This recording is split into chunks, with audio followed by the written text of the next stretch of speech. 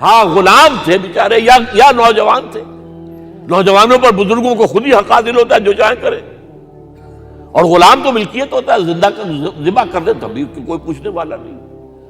تو جو بیت رہی تھی بلال پر، ابو فقیہ پر، زنیرہ پر، جو ان پر بیت رہی تھی، جو خباب پر بیت رہی تھی، جس طرح ہلاک کیا گیا ہے حضرت سمیہ کو، حضرت یاسر کو، یہ ساری تکلیفیں انہیں بھی تھیں. لیکن کیا اس کا یہ بالواسطہ ایذا محمد کے لیے نہیں تھا صلی اللہ علیہ وسلم.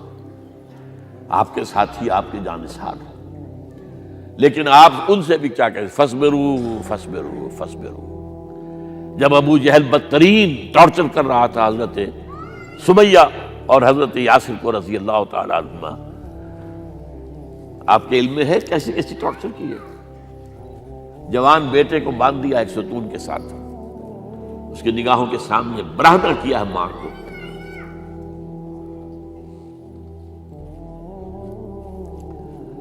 ہاتھ میں ایک مورتی ہے. جب تنگ آ گیا، ستا کر تنگ کر کے مار مار کے حضرت سمیہ ٹس سے مس نہیں ہو رہی. کہتا ہے تم ایک دفعہ کہہ دو سمیہ کہ ہاں اس مورتی میں بھی کچھ ہے، میں تمہیں چھوڑ دوں گا. انہوں نے تھوک دیا، برچھا مارا ہے شرمگاہ کے اندر.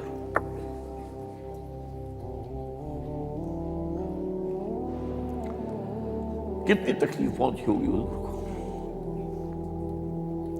لیکن آپ گزر رہے، اصبروا یا آل یاسر فإن موعدکم الجنہ. اے یاسر کے گھر والوں صبر کرو، تمہارے استقبال کی تیاریاں ہو رہی ہیں جنت. یہ سیرت کوئی بلاتا سناتا ہے، یہ سیرت. یاسر کے ساتھ کیا کیا ہے؟ 4 اونٹ نر سانڈ، اور ان کے ساتھ رسے باندھ کر ایک رسے سے ان کا ایک بازو باندھا، ایک سے دوسرا بازو، ایک سے ایک ٹانگ، دوسرے سے دوسری ٹانگ. انہیں دوڑایا ہے کہ پرکھتے ہو جیسے قسم کے. یہ دین ایسے ہی قائم نہیں ہوا. عدل و انصاف کا نظام ٹھنڈے ٹھنڈے قائم نہیں ہوتا، گھر میں آرام سے بیٹھے ہوئے قائم نہیں ہوتا. اور سنیے، 3 برس شیب بنی ہاشم کے تو قید ہے. 3 برس. اور یہاں کی قید پر قیاس نہ کریں. یہاں تو جیل میں کھانے کو ملتا ہے، راشن ملتا ہے، جیسا بھی ملتا تو ہے نا. اور لیڈروں کے لیے تو class A class B class ہے. آپ تو ان کا تو لیڈر تو لوگ جب آتے ہیں جیل کاٹ کر معلوم ہوتا ہے کہ شاید کسی صحت افزا مقام سے تشریف لا رہے. وہاں کیا تھا؟ Total boycott. ایک گھاٹی، ادھر پہاڑ ادھر پہاڑ، دونوں طرف جو ہے پہرے. کوئی کھانے پینے کی چیز اندر نہیں جائے گی. اور پورا خاندان بنی ہاشم، وہ بھی کہ جو ایمان نہیں لائے، وہ قبائلی زندگی تھی نا. بنو ہاشم چونکہ حضور کو پشت پناہی چھوڑنے کو تیار نہیں ہوئے، ابو طالب نے آخری وقت تک بھی ساتھ نہیں چھوڑا. ہاں آخری وقت کے قریب ایک بات ہو گئی تھی. ایک مرتبہ تو ہوا کہ وفد آیا ہے قریش کا کہ اپنے بھتیجے کو روک لو، وہ ہمارے معبودوں کی توہین کرتا ہے.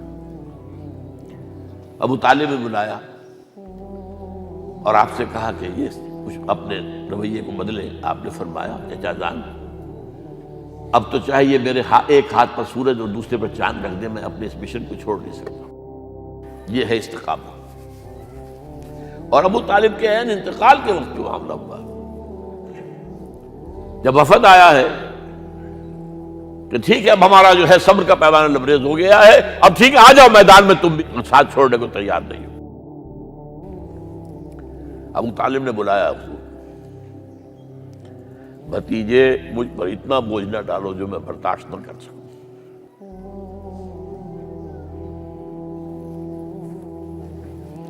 حضور کی آنکھوں میں آنسو آ گئے. چچا جان اب تو یا یہ بات بری ہوگی یا میں اپنے آپ کو ختم کر دوں، اسی میں ختم ہو جاؤں. 12 شیب بنی ہاشم میں 3 برس اس حال میں گزرے ہیں ٹوٹل بائیکاٹ، کوئی کھانے پینے کی نہیں۔ کچھ لوگ تھے شریف النفس، مثلاً حکیم بن حزام تھے رضی اللہ تعالیٰ، اور بعد میں ایمان لے آئے۔ حضرت خدیجہ کے وہ رشتہ دار تھے، وہ پہاڑ پر چڑھ کر ایک طرف سے رات کی تاریکی میں، دونوں دروازے تو بند ہیں، پہاڑ پر چڑھ کر چوٹی سے نیچے اتر کے کوئی چیزیں کھانے پینے کی دے آئے تو دے آئے، بس صلی اللہ علیہ وسلم۔ کوئی اور ایک آدھ ہوگا ایسا۔ یہاں تک نوبت آئی ہے کہ بنی ہاشم کے یہ پھول جیسے بچے معصوم بھوک سے بلبلا رہے ہیں، اور اس کے سوا کچھ نہیں ہے کہ سوکھے چمڑے ابال کر اس کا پانی ان کے حلق میں ٹپکا دیا جائے۔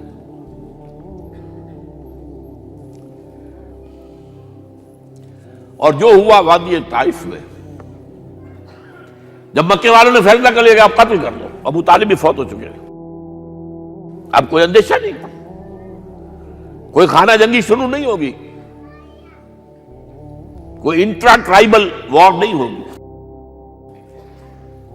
تو آپ طائف گئے ہیں۔ شاید وہاں کے 3 سردار تھے بڑے، اور یہ طائف اصل میں قریشی کا سمجھیے کہ یہ ان کا گرمیوں کا یہ صحت افزا مقام تھا۔ یہ تمام جو سردار تھے مکے کے، ان کی جائیدادیں وہاں تھی، باغات تھے،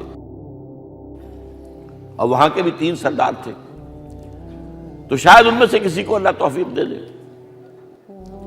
وہاں گئے ہیں اور صرف ایک ساتھ ہیں، حضرت زید بن حارثہ، حضرت ابوبکر بھی ساتھ نہیں تھے، سائے کی طرح ساتھ رہنے والا بھی ساتھ نہیں تھا۔ وہاں جا کر جو آپ نے تینوں سے بات کی ہے، تینوں نے وہ باتیں کہی ہیں جو کلیجے کو چیر جائیں۔ تمہارے سوا کوئی اللہ کو نہیں ملا تھا رسول بنانے، جاؤ چلے جاؤ۔